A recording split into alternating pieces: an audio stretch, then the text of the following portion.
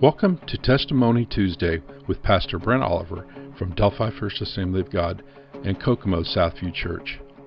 Join in celebrating the goodness of God as we hear the stories of how He touches His people. Candice, I'm going to let you explain just for a second, kind of just take us back a few days and what was going on with Jayce here.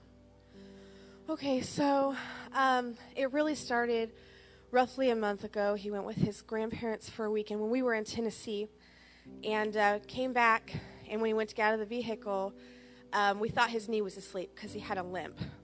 Pulled up his pant leg, his knee was a little swollen. Nobody could think of anything that had happened where he could have gotten hurt. So give him medicine, move on. A couple days, it's completely normal again. A couple weeks later, same thing, but he woke up, different knee. Same thing, medicine. And we had seen online, some kids, they have such rapid growth that from a growth spurt that it can do that to them. So it's like, well, he has just grown. So, okay, medicine, and went on. And then this Monday, he woke up, and the first knee again, the left one, was swollen, and his right ankle was swollen, and he could not put weight on it, and he could not walk. So we took him to doctors, and we got x-rays, and then the next day, blood work, and we just kind of waited for blood results. Very early Wednesday morning, he woke up with a fever, and we kind of stewed about what to do, and so I just ended up deciding that we were going to go to the ER.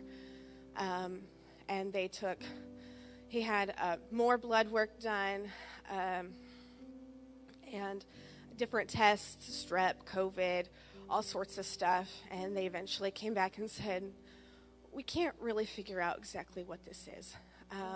We don't really know. So they sent us to Riley Hospital, the first miracle in there for us was we thought we were going to have to take an ambulance, and at first we weren't even sure that we were going to get to be with Jayce, which for a parent is incredibly emotional. An hour-long drive for a child who doesn't easily trust people. That's very scary. Oh, bless you. But a little while later, the doctor came in and she says, you know what the people at Riley say, because he's not in critical condition, you can drive him there. And so that was our first praise report and all of that. We get there and we're in the ER, and they knew that they were going to admit us, but we spent most of that first day in the ER. We did. There was a EKG. There were lots of more blood work, an IV. He had to be put on this medicine to make him more relaxed at one point because he was just so worked up. We didn't have a clue. What else? Within the next day, they took us very early Thursday morning to go get an MRI, and he was gone for a couple hours to do that.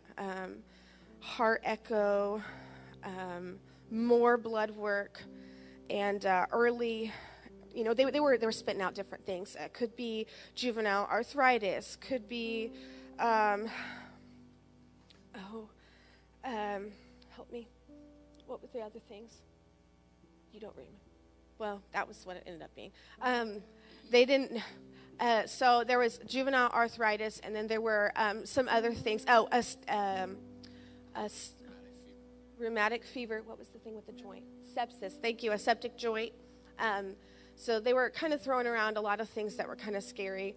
And they had one thing on their list that they did not really think it would be initially. And he didn't have everything on the list for anything. And so weeding it out was hard because you have to go through everything with a fine-tooth comb. But early Friday morning, we got told, okay, his MRI results, he just has fluid in his knee and inflammation. They also had taken some fluid out of his knee and tested that. The fluid came back negative of any septic bacteria in there. Praise God. His heart echo, absolutely no damage.